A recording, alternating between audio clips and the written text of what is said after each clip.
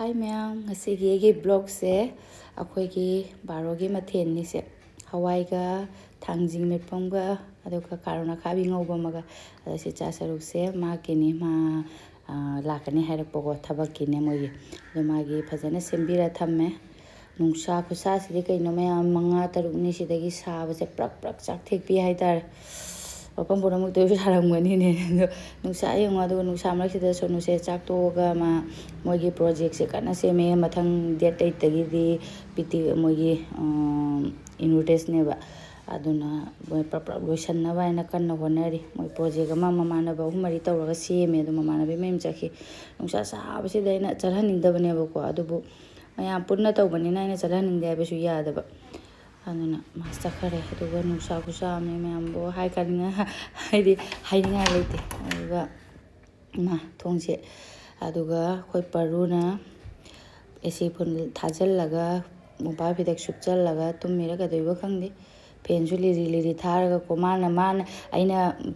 kano ga se esi ke se khara kano tong thamoni mana pul da lekhattoini aduge pen thajallaga tummi ga doiba khangde lengde acting yam heibane ba Bobby the ship challa tummer di gang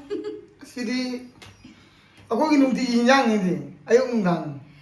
lakpaga ko je ha gala ji nga hawai wara mabani na chaning dre di hai bani chaning dre kum tamoni ini mung na budi hai ba bungo lakti do nga le bi uwe nga le da phajana thongoi aina ta jaula ga oina le daga thongani da ngarang na han ta su nga cha gi bani na ngasi di mai hina ba jang am thongbi dro bani hai ba adusu flavor tongali ade to tanam dilau sina bad janam adu khala sa ni kari pata na biya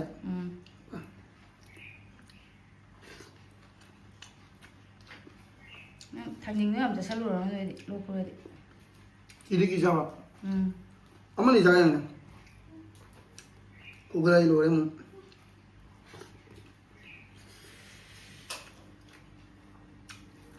Nang canteen de kilo ko ni. Ada. Oh. Ataga harpic ne. Lajol ne. Aduga idi support na ning ka. Asi bazar kam ta chatri nungsa ku sa su na. Aina jekeli la mi de phut na sini wa ku sam ni wa thi mung ni lo ni nume mari mangani sidagi sari ba khusa je kai no ni. Ai paru school de hayang paru suti le mahadeva kai no mai ngang isi paru chaning de hai na khara de char hawai to chaning de bani chaning de ne ba ma adonga si saman nai su baja chalu da ba hai tar nga lei wi da ba su ma wai la horen sanda chatlage na aduga ai gi pesa ni ai si je mana lauthorok bani ho je pa cham chapi lang tik lang ba yaw bani ngoi na and fajare ke dawni sijina duini dum adaga chak tok loiraga ma se nga potharaga mathakta karak pani koi gi AC se aina nong churaga kano se toba aina khara bui takthat pa bu ya bu takthat khare makha se kano tobe ba kani leipun upun kap khat le ba do se thajan ge toba se thajaladi makha dagi lengwe ke kap khat pa se khara mor pa phane ba nang hapta mang modra ja nang thangat ke ro kaching ning ji jani na ko na kaching ma ji no sau sa le saman na to iro ke no mo ju so ni hin thang do bhar da de ni kaching ning ji bo e jala ko ja be man ni nang thang da thang lu ne pai da thang lo phe ja ha pa ke do tham am ja ba cheu di le ko ka khat li mai na le upun maning nom da ra manung na Chiên buông ngày ha exercise ngày ha akhoi hingon suri nge da sonu so ma so hale ada agi yenam kai ka se sonna mupura ngamdare sinro na ba hai alum na puru na nu na ho ai pu geng pa fit ni na ka pai ani pai wa thang lo re amdare ko hingon ha saabnina nusa saamina sono phi lotion beri ising chai bo wat pa ya de Sigi Venomse Sojalism. Lentok Peter Sigizim. In a Macron, Job Kairaga. Mamma. I think my exercise the water. I don't feel upset. Nung tare di sing sai ba mathoi ka di sing sai bi se so wa bi ni matak po ka kalak ba sen ado ko chu bazar cha tu ne dona sing sai da kum thare man por pa sangum ni se ma nungtigi half liter ada loba ado ngasi di ada thak tamina pura lai lon do ke to ni bindaon hi ra kai noi ado ga sonu na se da ma gi sanda gi duty iru mai thara ga dup tha gre ma sangum se so lon ma loi re बाजार से अयुक्त लाउदब असे सौग्री है थीबने नुसा साबसीद कंसो याम चानिंग हाइतारे pot लोइना लई हिजां नापीसे हिना सौग्री से थी फंगद्रे हैनादो थी फंगद्रे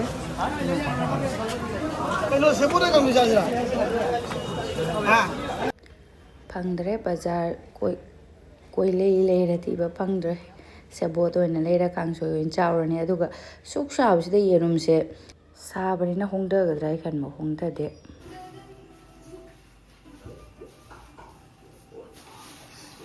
Big with the wind. Mango sek Tagadra Mango for it. The mango to me something to the game of you. What do you think? I know you think I know dinner there. Kari man had it to Kaino Maming Day, something to win. To me. Lebu, si ini sudah lupa kundra. Sina, selalu gitu. Oh ma, aku baru nak pasta hai mana? Saya lupa kundra. Baru jangan buka makan ini juga. Kalau gini 20 juga boleh kita rapi ni. Kalau kayak sini luar. Hai na, saudari pengantar mana siapa tu ina. Manam din nungsiba liraba ju khang de ta is libudi lide masak thijen ba thi masak je thi ba ta ni lide ba si se oina chamthong cha ta le na aduga chicken na makang na ngau ba hoji mango sek taw ra ge moi ningi nang se thaga da sa tho mango ji ing ma di de ai sing ni sa ba de no yo han ni to ta ba da se ra ma di phang da ne ba sawi de soi da hai na sing kang na ngau ba aduh sahab sih dari chani di samthong aja thongba to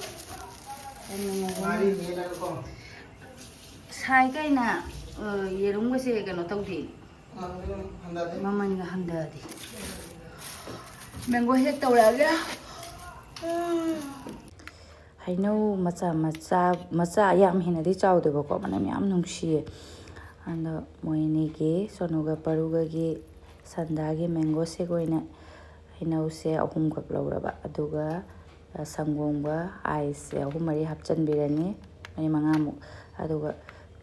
hinause thongba khitang water mai tawre aduna chini chamas ani kha kumba hapaga khai biragi khajur gumba ga dole happy ba ya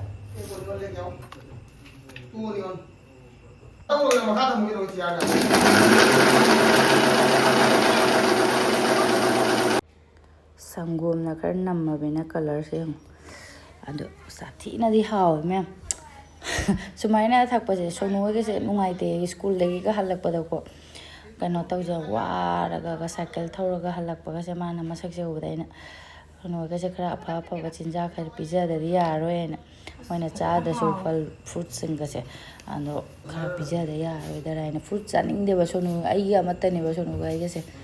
paru na bu khara cha ya do sonu se mai tawra di thakharani aduna paru pai ga manam nusi ga no jam thak manam na mi ai the khara haura hawani ne silla chini yam hap tam ne babu kai ni bajana pai style lo badana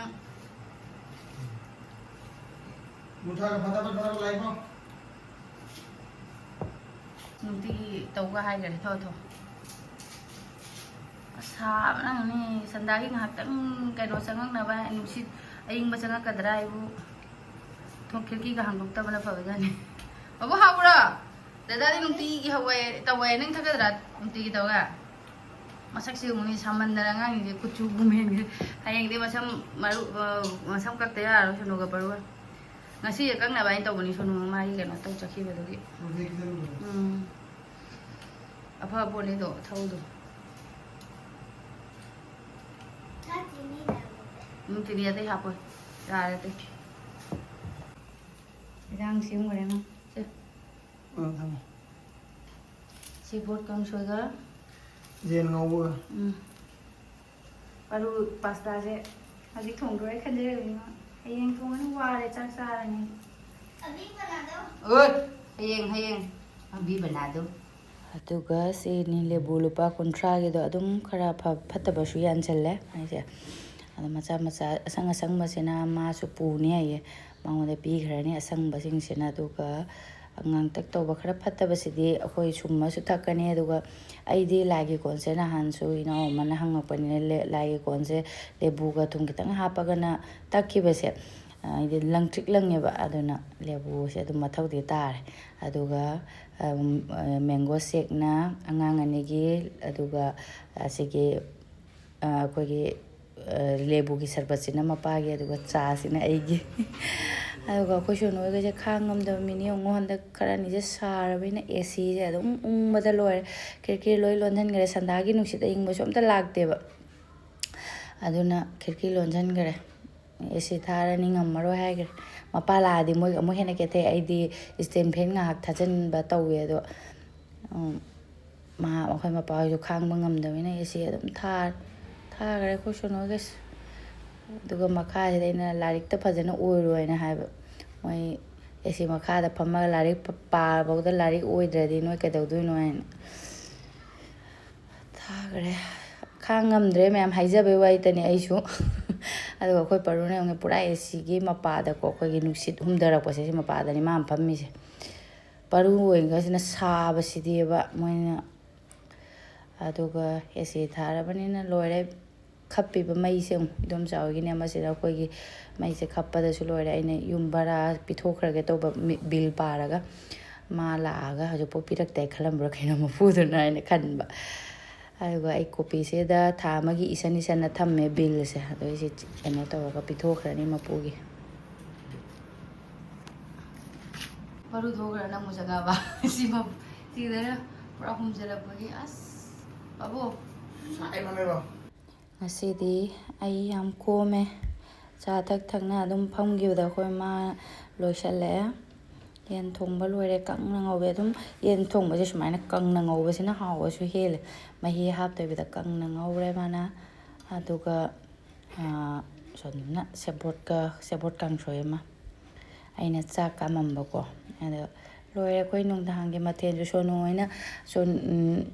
maidi mapala adi ko yen thongba je aina adum pijara su mapana mo muk thonga pijara ma se harau jabda ada madi okumba kya chaning okumba se chaning ine ba aina kya yada bagi ko adu no phadu ti nungai te moin chaning ye haire ga pijada ba su nungai bi de ba adu no phadu ti pa ji ti sabani na ma su haide da aina yara roi khangna ko ba chicken chaning ye na ha de bazaar chalam da nungai te na chicken khara lawre ai di nga lawning mane ba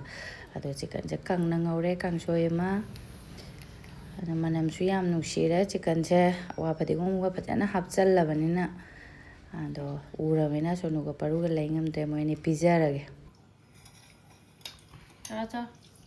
haorramre cha adu ama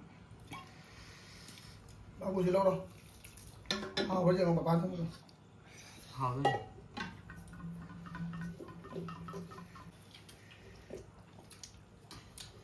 kan doi di sonu su paru ni mo pam mai na ko kan doi ana pot khare paru di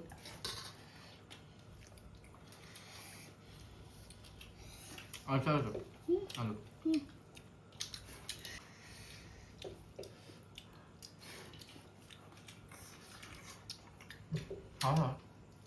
ora paru di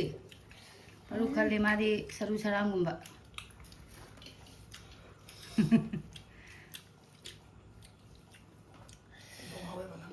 haure babu kari khali na Còn một khúc nóng mà nó không lại bao tận. Cái gì riêng này nó không được.